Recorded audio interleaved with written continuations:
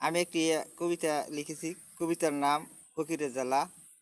কবিতাটি এখন আপনাদের মাঝে তুলে ধরব। ভাতের উপর কয়ের কাটা, তা তো দেখে ফকিরের মন কালা। ফকিরে ফু দিলে কাটা যায় পুরে, এতে ঠাকুরের বারে জ্বালা।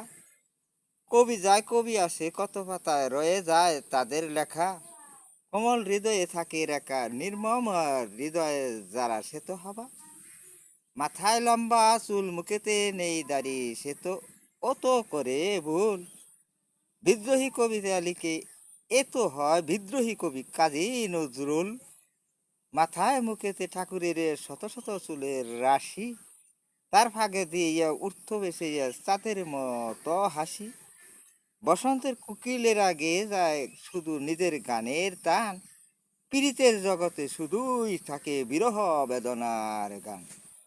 পাখিরা গেয়ে যায় পীড়িতের কত কত প্রেমের গান, নজরুলের ও গান শুনে আনন্দে ভরে যায় পীড়িতের প্রাণ। কোকিলের কুহু কুহু ডাক শুনে বসন্তের মুখে মুক্তা ধরে, গভীর কাতারে থেকে ওরা নেই ক্ষয় ওদের ভয়ের দিনে।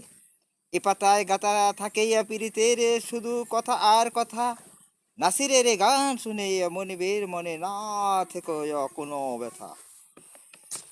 নয়ের ভিতর ছয় আর ছয়ের নেই ভয়, বাকি তিনের হয় নাই ক্ষয়। সোনার বাংলা গান লিখে সে তো ঠাকুর নয়, আর সে তো পল্লী কবি হয়। সোনার মানুষ খন্দকারে মোহাম্মদ নজরুলে বটের পর আসে। সোনার বাংলা গান শুনে সোনার বাংলার মন আনন্দে যায় বেশি।